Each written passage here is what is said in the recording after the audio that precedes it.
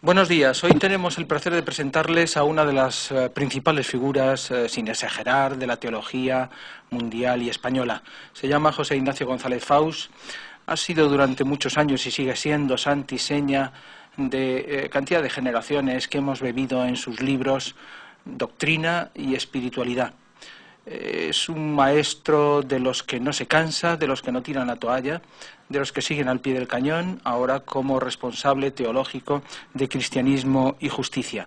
Tiene infinidad de artículos publicados, más de 50 libros, y hoy está con nosotros por la percha del último libro que ha escrito en colaboración con otro gran teólogo también vizcaíno, Javier Vitoria. El título del libro es Presencia pública de la Iglesia, fermento de fraternidad o camisa de fuerza. Está editado por Cristianismo y Justicia, donde González Faus sigue trabajando. José Ignacio, es un placer tenerte con nosotros. Ya teníamos ganas de que te pasases por aquí. Quería decir, si quieres empezamos por el libro, con motivo del libro, de la presencia pública de la Iglesia, abordando en primer lugar cómo la ves, cómo es en este momento la presencia pública y cómo debería ser, y me imagino que ahí centráis el libro. Sí. A ver, presencia pública, no sé si va a decir desgraciadamente, pero se refiere a aquello que es la Iglesia oficial, porque hay mucha Iglesia por ahí, la Iglesia somos todos, y esto es una cosa que no se puede dejar de decir nunca, y hay mucha Iglesia por ahí que tiene una presencia pública más adecuada, me parece a mí, a lo que pide el Evangelio. La Iglesia oficial ha estado y todavía está demasiado metida en una estructura de poder, un Papa jefe de Estado, unos representantes de la Iglesia romana que pertenecen al cuerpo diplomático. Bueno, todo esto ya da que casi la única presencia pública que aparezca sea la de la Iglesia oficial. Y da también el que la búsqueda de esa presencia pública sea o se haga desde una especie de lucha de poder a poder. El poder de un Estado que tenía que volverse laico, porque en una sociedad plural como es la nuestra, el Estado no puede estar a favor de nadie. El poder de un Estado que tenía que volverse laico y el poder o los restos de poder de una institución eclesial que antes intervenía mucho en la vida pública de los Estados y que ahora anhela seguir interviniendo. Eso, aparte de que no parece compatible con la dinámica pluralista de nuestra sociedad, suena casi más a un resto de fundamentalismo, casi diría islámico, como el que hay en algunas sociedades islámicas. Aparte de eso, tampoco es muy compatible con lo mejor del Evangelio. El Evangelio permite, en una sociedad, una situación, si la hubiera, que ya no la hay, de cristiandad, pues permite una presencia de la Iglesia identificada con la sociedad. Pero el Evangelio sugiere mucho más la metáfora de lo pequeño que fermenta. El fermento, el grano de mostaza, la levadura, y es ahí donde la Iglesia tenía que ponerse. En el libro, en una parte que me toca a mí, y analizando precisamente un texto de Ratzinger, extraigo 6 calificativos de cómo tenía que ser la presencia de la Iglesia. En primer lugar, una presencia sin poder, una presencia dialogante, que ante las cuestiones discutidas no pretende imponer su propia verdad, su propia moral, aunque sea la verdadera, pero no pretende imponerla, sino a base del diálogo y el argumento. Una presencia servicial, dialogante, una presencia molesta, porque a pesar de todo, eso sí, la Iglesia en la sociedad siempre debe de estar en los lugares donde no está nadie, donde la sociedad crea sus víctimas, en la Cañada Real, etcétera, etcétera, ¿no? Una presencia ejemplar, que se viera que efectivamente aquello que la Iglesia predica, de que Dios se anonadó, de que en Cristo Dios está como desfigurado, pues ella lo practica también, y no va por la línea del poder, sino por la Iglesia del amor. Una presencia plural, que para una sociedad donde la pluralidad es tan grande y a veces conflictiva, en la Iglesia se viera que, bueno, pues hay muchas voces, como las hubo ya en el Nuevo Testamento, que está clarísimo, y sin embargo todas comulgan y convergen en la fidelidad a Jesucristo. Bien, varios adjetivos de esos, y luego a partir de aquí en cada uno de estos subtítulos pues ya discutimos o presentamos propuestas sobre las cosas que están más en discusión, que si la ciudadanía, que si la subvención a la Iglesia, que si los acuerdos estos con el Vaticano, que si el aborto, etcétera. O sea, aterrizáis las cuestiones. Sí, pero la aterrizar en las cuestiones siempre es, esta sería una propuesta, que quiere ser solo una primera palabra, que surjan otras palabras. Para que se debata y se llegue. Si no te entiendo mal, los que hemos soñado ya después del concilio con que la Iglesia fuese perdiendo estructura de poder, desapareciesen los nuncios, por ejemplo, eso hemos ido hacia atrás en vez de ir hacia adelante. Da la sensación. Yo creo que sí, dicho de una manera quizás un poco dura, pero es la impresión que yo tengo.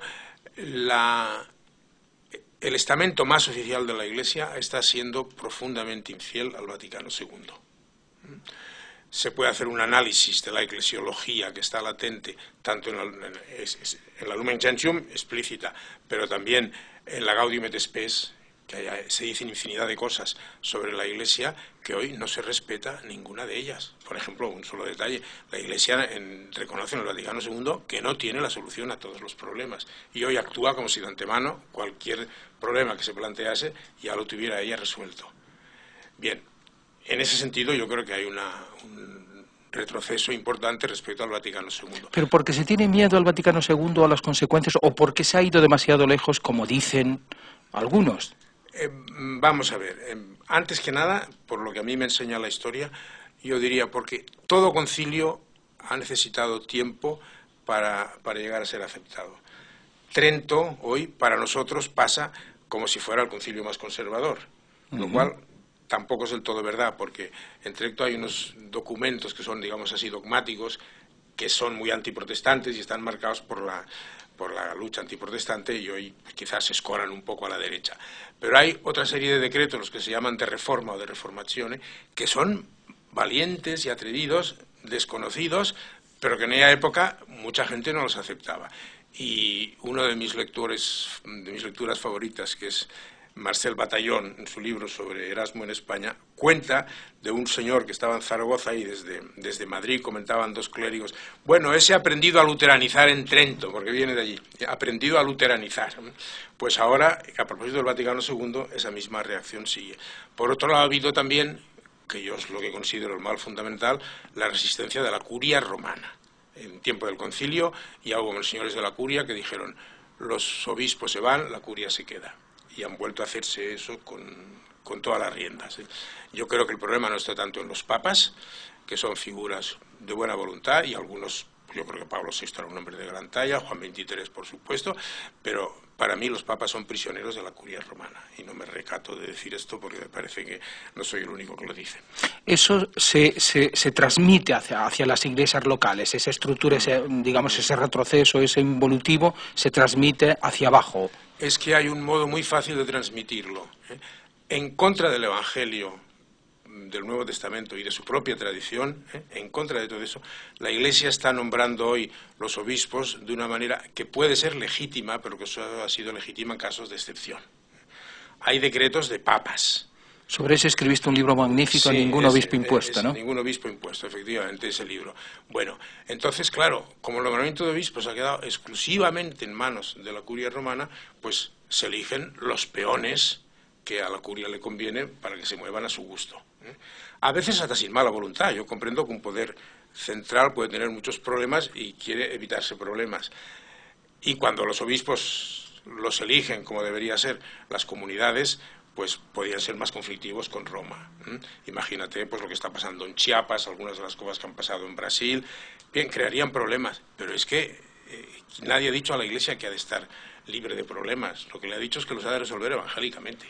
Una de las cosas que abordas en vuestro libro es lo de la pluralidad, que a mí me llama mucho la atención. ¿Por qué en la Iglesia española en concreto, no sé si a nivel planetario también, le cuesta tanto aceptar eso que decías al principio, que todos somos Iglesia y que hay distintas sensibilidades y que cabemos todo y que el mosaico es más bonito que la uniformidad del gris, digamos, o del blanco y negro? Sí, probablemente. Bueno, yo soy bastante pesimista sobre la situación actual y creo que el futuro inmediato no podemos esperar nada. Seguiremos en las catacumbas durante un tiempo. Pero a pesar de todo, creo que este problema es mucho más agudo en España que en otros lugares del mundo. Algunas de las cosas que han pasado aquí, con Pagola, etcétera, etcétera, en Francia, en Alemania, no habrían pasado. ¿Por qué? Pues porque en España, además de la Iglesia, digamos, oficial, ha habido siempre una derecha de gente muy rica, muy recalcitrante, que puede venir ya, yo qué sé, desde aquello de Menéndez y Pelayo, de Luz de Trento y Martillo de Herejes y cosas que han puesto su identidad precisamente en esa uniformidad, porque la pluralidad les da miedo. Todo aquello del franquismo, del nacionalcatolicismo, de que España si no es católica no es España, hasta que llegó un día, y te acordarás, y me estoy acordando ahora, en que cuando la Iglesia viraba un poquito más hacia el centro, digamos, el marqués aquel de Valdecasas o de Valdeiglesias, no sé cómo dice, si la doctrina de la Iglesia está en contra de los principios del movimiento, yo me quedo con los principios del movimiento. Es decir, es una derecha muy recalcitrante que ha usado a la Iglesia, y la Iglesia ha sido aquí tonta útil, tonta bien pagada también, pero vamos, un poco útil, y esto ha dado lugar a que en España pues ahora está reviviendo, digamos, la línea más trágica de nuestra historia eclesiástica, que también hay otra, porque ya en el siglo XVI tienes el tránsito de la época de Cisneros, que es una época de esplendor, donde nace todo eso que se llama el eramismo hispánico, los Valdés, Teresa y Juan de la Cruz, mucha gente, y luego cuando llega otro Valdés, que ya no fue el de los hermanos Valdés, sino el inquisidor Valdés, es un giro total a la derecha, y viene la persecución, y vienen las inquisiciones, y las denuncias contra Santa Teresa, contra Juan de la Cruz, y eso parece que ha marcado todos los siglos siguientes casi. Esa derecha católica está encarnada en estos momentos, me imagino, en los movimientos neoconservadores, digamos. Me parece que sí, los conozco poco, pero la sensación que dan es eso.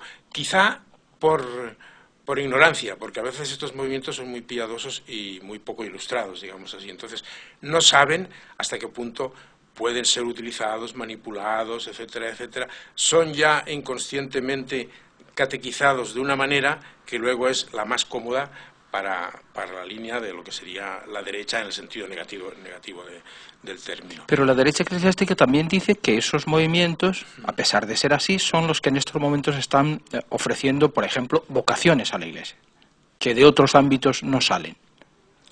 Sí, el problema de las vocaciones no es tanto de número, sino de calidad. Yo no estoy tan metido como para ver, pero me gustaría ver qué vocaciones son esas, porque en mis últimos años de profesor en la facultad, ahora estoy emérito ya, pues contrastaban mucho con mis primeros años. Yo iba a clase casi con miedo, porque los alumnos sabían que se me iban a levantar. Los últimos años era al revés, les interesaba el examen nada más, y en todo caso, con los seminaristas de Barcelona, si yo decía alguna cosita que sonaba un poco distinta de las voces oficiales que ellos oían, levantaban la mano para decirme, bueno, pero dejemos las cosas en su sitio, ¿no? Es decir, un alumnado que se había vuelto muy conservador. Y yo no creo que un ministerio tan conservador tenga futuro para salvar el cristianismo en España. Tendrá futuro, pues mira, para convertirlo en una secta. Pero la misión de la Iglesia no es ser secta, es ser levadura, es ser fermento, es ser... Así que... Pero bueno, el caso de España me parece que es de lo más particular. ¿Hay miedo en el ámbito en el que te mueves, que ahora hacías referencia, en el ámbito teológico? ¿Hay cierto miedo? ¿Hay delación, por ejemplo? ¿Hay anónimos que están llegando continuamente? ¿Cómo sentir los teólogos españoles? Lo de los anónimos y la delación es uno de los grandes pecados, y diría pecados mortales, que se dan en la Iglesia y que consciente o inconscientemente son favorecidos. Vamos, y esto desde hace tiempo. Y antes aludía a las denuncias presentadas a la Inquisición contra Santa Teresa, que me he leído todo el libro. Es que son cosas increíbles, pero sin irnos tan lejos, cuando los jesuitas tuvimos el problema después de la muerte de Arrupe, con Pitau y Dech, etcétera, el bueno del padre Pitau, que nos decía, es que no tenéis idea de las cartas que llegan a Roma y del tono en que llegan, y algunas, dice, son realmente de gente tendría que estar en un psiquiátrico más que escribiendo a Roma. O sea, pero esa práctica sigue. Y en Roma pasa que se da audiencia a todo esto, porque a mí me parece que en todos los sistemas muy absolutistas, muy totalitarios, el miedo a la desinformación es un miedo muy grande, porque saben que no hay conexión con el pueblo. Entonces, cualquier cosa que llegan, ya inmediatamente a ver si esto es así y nosotros no lo sabíamos y tal y cual. Y claro, si se da audiencia a todos estos un poco chifladitos, pues bueno. Eso hace que vosotros mismos intentéis autocensuraros, moderaros, los teólogos me refiero. Yo intento no hacerlo, no sé si lo hago. Creo que desde mi juventud más exaltada, digamos, ahora, a los muchos años que tengo, pues sí que me he vuelto un poco más suave en las formas, pero estoy absolutamente convencido de que todo puede ser dicho si se dice bien, y yo intento decirlo todo, y mientras Dios me dé vida no dejaré de callar una cosa que yo creo que ayuda a que el Evangelio no esté tan desfigurado como está en estos Y por momentos. decirlo todo, en la Iglesia no debería haber ni censura ni represalias. Evidentemente que no. La verdad, decía también Santa Teresa muy bien, padece mas no perece. La jerarquía actual tiene la sensación de que la verdad perece a menos que ellos saquen las espadas enseguida en su defensa. Y no, se pueden decir cosas más o menos sesgadas, desviadas, falsas si quiere. Pero bueno, la verdad se abre camino precisamente a base del diálogo o la confrontación, los argumentos, entonces uno cede, otro da otro paso. Lo que pasa en el mundo de las ciencias, lo que está pasando, y es precioso, en el mundo de la Biblia en estos momentos, pues ya se sabe que muchos exegetas y muchos investigadores han dicho alguna tontería, porque además uno quiere hacerse famoso y la mejor manera es escribir una tesis doctoral contra todos los de antes, ¿no? Pero luego eso, poco a poco, se va asentando, van saliendo argumentos, y es así como hoy en día en la Iglesia deberían progresar las cosas. Que además es como progresaban en los primeros siglos, porque los grandes concilios cristológicos que yo he estudiado son siempre una última palabra después de muchas discusiones y acusaciones y a veces agresividades. El San Cirilo que se pasaba de la raya porque era un poco bruto, ¿eh? Pero bueno, a pesar de todo, muchos obispos entonces, Antioquía, de lo más abierto, decían Cirilo es un hereje. Y en parte tenían razón. Y muchos que hoy están en esa línea un poco de San Cirilo, pues habría que decirles con todo respeto, vuestras excelencias tienen algo de heterodoxia en sus mentalidades, ¿no? Y la justificación esa que se suele utilizar muy a menudo del escándalo de los sencillos, que lo que hacéis o lo decís muchas veces sí. escandaliza al pueblo de Dios. Puede tener su apariencia de verdad en algunos momentos, porque también los que llamamos izquierda o el progres, tampoco debemos ir por ahí en plan de paterle bourgeois, ¿eh? A veces el propio protagonismo nos puede haber hecho eso. Pero a pesar de todo es un argumento falso, porque si el pueblo no pasa su pequeño sarampión, sus crisis a su tiempo, acabará en una pérdida de fe más tarde. Al pueblo, muchas de las cosas, por ejemplo, de lo que es hoy la crítica histórica de la Biblia y demás, el pueblo no sabe nada. Y ya tendría que saber un poquito. Que de momento se pueden quedar asustados. Pero a pesar de todo, eso hace bien. Todos hemos pasado por sacudidas de esas y más bien yo creo que mi fe ha crecido a pesar de esas sacudidas, ¿no? Pues esto por un lado. Por otro lado, al pueblo a veces lo mitificamos como un conjunto de tontos piadosos y el pueblo no es tan tonto y algunas cosas ya las percibe el pueblo y señoras de esas madres supercatólicas bueno, te lo cuentan sus hijos que dicen, no, es que mi madre dice, no, mire, yo cuando hablas del Señor no me gusta, cuando hablas del Señor no me gusta, y cuando dicen esto me gusta más lo otro. O sea, no mitifiquemos a un pueblo ignorante porque tampoco es así. La mala imagen tiene mala imagen la Iglesia institucional española. ¿A qué se debe esa mala imagen? Es decir, cada vez que sale Camino, que sale Rouco en la televisión, la gente dice, bueno, pero ya están aquí y están diciendo... Y la tradición recuerda cuando salía Guerra Campos en tiempo del franquismo, ¿no? Claro, pero había el contrapeso de Tarancón en esa época. En esa época un poco, bueno, un poco después. Tarancón vino un poco después, sí. Porque los momentos en que Guerra disponía de la televisión era clásico que en los bares toda la gente se salía, porque además la única televisión que se ponía era esa. Bueno, pues se debe la mala imagen a que como no permiten que se vea una iglesia plural, pues claro, su única voz no se dan cuenta de que tiene en estos momentos poca audiencia, aunque ellos crean que es la única voz posible, ni muchísimo menos. Ahora, esto se remonta ya a bastante lejos también en la Iglesia de España. Ahí me estoy acordando ahora de una novela de Bruce Marshall, un escritor inglés católico con un gran sentido del humor, que tiene algunas novelas encantadoras, y tiene una que empieza en España. Y la primera página es que ha habido, más o menos la época de cuando ya las repúblicas, que ha habido tantos muertos aquí, tantos muertos, líos de esos, de violencia, serio. Y la segunda es que los obispos sacan un decreto diciendo que las mangas para entrar en la iglesia tienen que llegar hasta aquí, la falda, claro, el contraste entre lo que era la realidad y el mundo que pretenden imponer esos tíos era llamativo al principio de la novela. Y eso, pues, continúa. En el posconcilio, sin embargo, en España en concreto, teníamos a Tarancón por un lado, digamos, para simplificar, pero a González Martín por el otro. Por el otro, sí. Y los dos tenían cabida y proyección social. ¿Por qué en este momento no hay esa otra contraparte, digamos, un poco más abierta, más...? Esa es una pregunta bien hecha que a mí me gustaría saber contestar, no sé si lo sabré. Yo voy a decir, de un obispo cuyo nombre evidentemente no diré, que un día que teníamos que vernos, los que me dicen, no puedo, porque el obispo de allá me ha llamado y me ha dicho, ven, que necesito murmurar. De obispo a obispo. O sea, hay un sector del episcopado mayor del que parece que disiente bastante de la Iglesia, de la línea esta oficialmente impuesta, ¿no? Pero no se atreven a decirlo. No se atreven a decirlo. Públicamente, ¿quieres decir? Públicamente, sí, públicamente. Porque temen que escandalizarían, dando la sensación de ruptura, que no sería una ruptura, o quizá porque Roma, yo no sé si Roma les presiona para que no den sensación de división. No lo sé, porque en Alemania está muy claro que en el episcopado pues hay una línea más del arzobispo de Colonia y otros, y hay otra línea del Casper y el Lehmann y gente de esas que son mucho más abiertos, y la gente, los católicos, están más con uno con el otro y no pasa nada. Los nombramientos episcopales a los que aludías antes nos pueden hipotecar durante unos años en la misma tesitura o en la misma línea. Seguramente sí. Por eso he dicho que yo en el futuro no espero que podamos respirar un aire un poco más...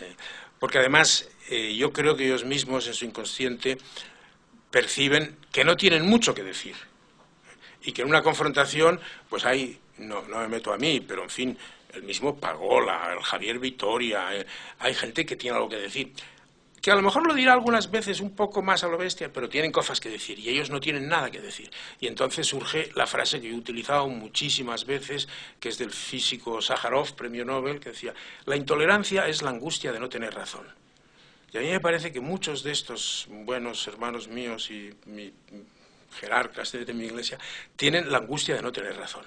Y entonces se vuelven intolerantes por eso. Si hay ciertos ámbitos dentro de la Iglesia donde seguís pudiendo respirar un poco más. Me refiero a las congregaciones religiosas, por ejemplo.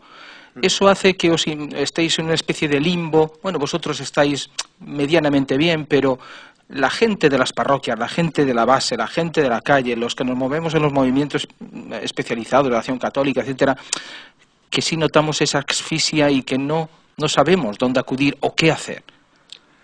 Sí, en general yo creo que las congregaciones religiosas en estos momentos estamos mal vistas por la jerarquía. Y no solo las, digamos, apostólicas, sino porque curiosamente hay congregaciones contemplativas, carmelitas y algunas más, donde hay una línea enormemente abierta y que a Roma le molesta, porque quisieran también que fuesen todas, pues mira, del breviario al comedor y del comedor al breviario y nada más, pero no, hay una vida contemplativa bastante abierta, que conoce mucho el mundo en el que está, que reza por ese mundo y también pues son mal vistas.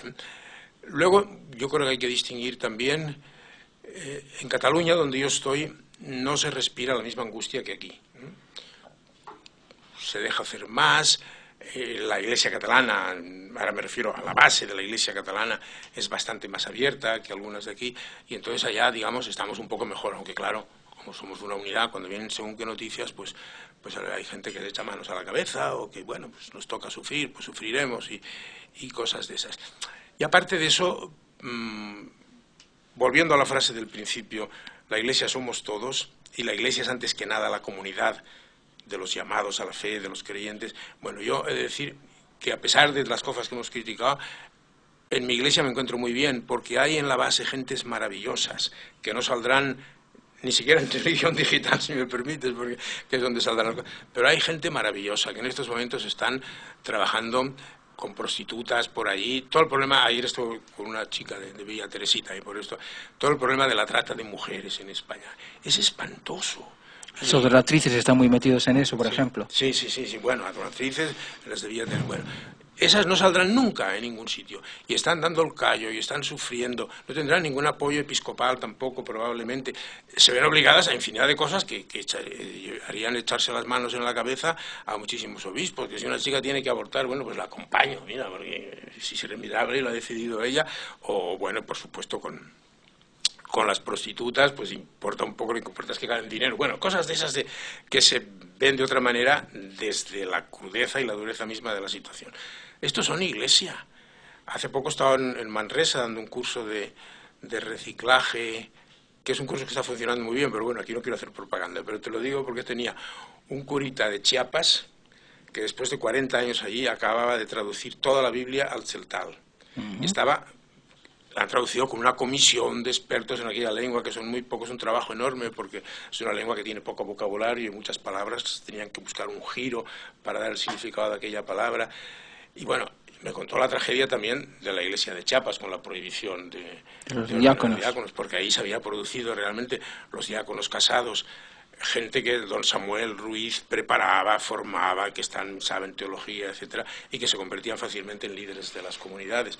Pero claro, al poco tiempo surgía la pregunta, hombre, ¿por qué no nos los ordenan de curas y podremos celebrar la Eucaristía, que es un derecho de las comunidades? Hay ciertas cosas que son imparables y que parece que se están retrasando o intentando, pero que van a llegar, a decir... Acabarán llegando, lo malo puede ser que lleguen mal. Y tarde. Y tarde y mal. Yo suelo decir, no sé si lo has visto en mi libro ese de la autoridad de la verdad sobre los errores documentos erróneos del magisterio eclesiástico, para que sepan que si una vez se equivocó, no digo que se equivoquen todas, pero se puede equivocar.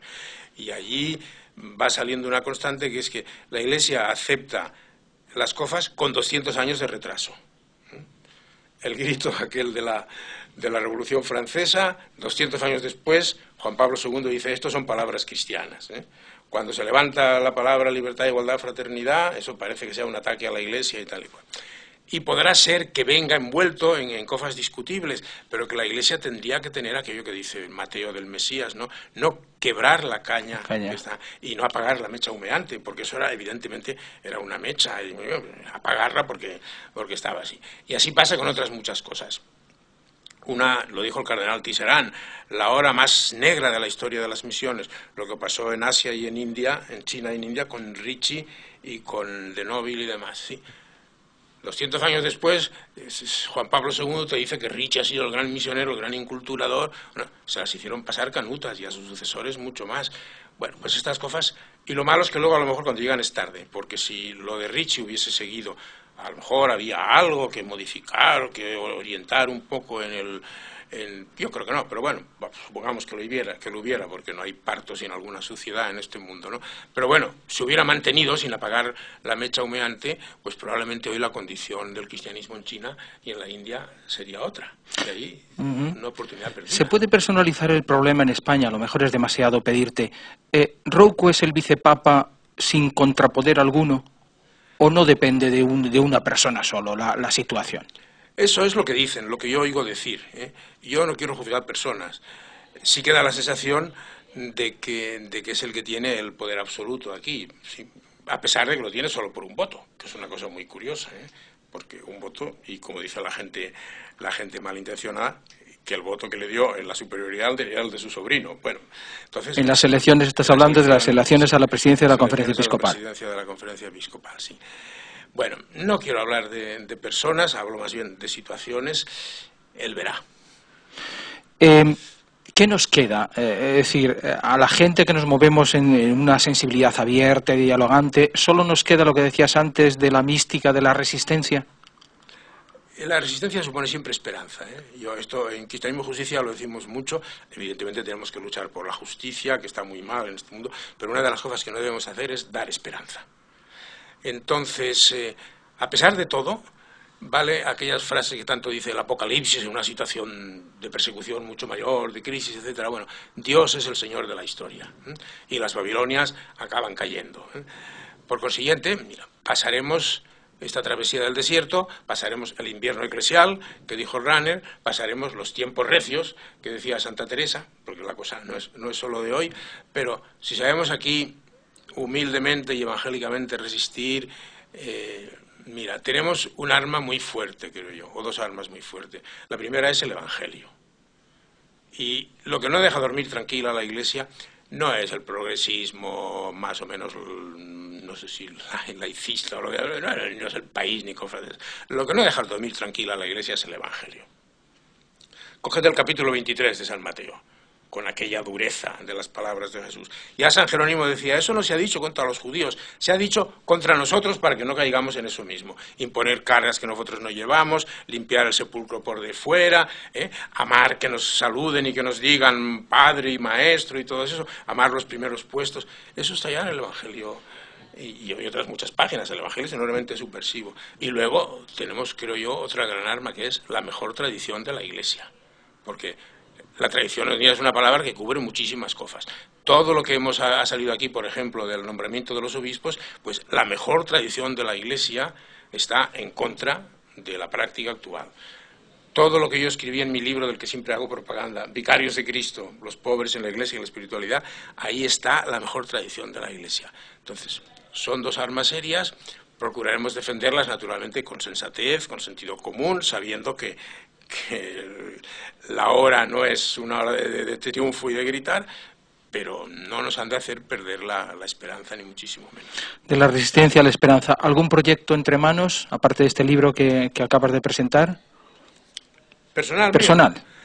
Mi proyecto es prepararme para la llamada del Señor. Pero bueno, aparte de eso, tengo en manos un libro, entre manos, que no sé si lo podría acabar, que se titulará, porque a mí lo que se me ocurre son los títulos, se va a titular Otro mundo es posible desde Jesús. O sea, parodiando el título aquel de la Susan Sontag, que es Otro mundo es posible. Sí, otro mundo es posible desde Jesús. Y entonces hay una primera parte yo fui el que inventó la paráfrasis aquella, el anuncio de Jesús, el reino de Dios llega, hoy no se entiende, pero eso se puede decir de una manera laica que entienda todo. Otro mundo es posible desde Dios. Pues bueno, al recoger, ampliando algunas cosas, que quizá algunas había publicado, pero ampliadas y demás, una primera parte de lo que puede ser el mundo que Jesús entrevé. La lucha contra los ricos, la preeminencia de los pobres, las curaciones, todo el poder curador de Jesús, la manera de ejercer la autoridad, Jesús, una serie de cosas de esas. A partir de ahí, una segunda parte, que sería, bueno, pues otra iglesia es posible. Y la tercera, que es la más difícil, que es en la que estoy, si todo esto es así, ¿cómo es posible? Porque la iglesia está mal, pero el mundo está peor. Quiero decir, en un mundo donde siempre triunfan los malos, ¿cómo tiene que vivir el cristiano que cree todo eso de Jesús? ¿Cómo tiene que vivir su fe? En un mundo donde, ya lo estás viendo, la crisis económica la provocaron unos cuantos canallas y van a salir de ella beneficiados. Porque creceremos y creceremos más, pero la tasa de paro habrá aumentado y eso será ya natural. Bueno, ¿cómo? Y esto tiene que ver mucho ya con la oración, con la crítica al progreso bien hecha, tal como la hace Metz, como la hacía Simone Weil, como la hizo Walter Benjamin, que son... Bueno, Benjamin no era creyente, ni muchísimo menos, pero el progreso nuestro tiene también su pecado original, como dije el otro día en la presentación. A partir de ahí, ¿cómo vivir la fe en esa situación? Porque yo no espero aquello de mi querido amigo La Bordeta, de que habrá un día en que todos... Más bien yo soy de la otra canción, de que cuando el pobre nada tiene ya un reparto y todo eso, no es que cambiaremos el mundo, pero va Dios mismo en nuestro mismo caminar. Y esa experiencia de Dios en nuestro caminar, en el otro simplemente. Me gusta mucho decir, parodiando una frase de San Ignacio, que dicen de él que había dicho que había que ser contemplativos en la acción, pues a decir contemplativos en la relación. Saber ver en el otro, con sus posibilidades, con sus promesas, con sus defectos, con todo lo que sea, pero saber ver algo de Dios ahí, que es lo que hay que cultivar, y que Dios quiere que aquello sea lo que domine en aquella persona. Bueno, un gran proyecto, un proyecto muy ilusionante, y te emplazamos a que nos lo presentes también aquí cuando esté algún día sale, impreso. Yo todavía no estoy en silla de ruedas. Yo le digo al Señor, si tú quieres que lo acabe, pues dame vida, y si no, pues si me llamas, pues señal de que no hará falta, porque a mis años uno no puede aspirar a más.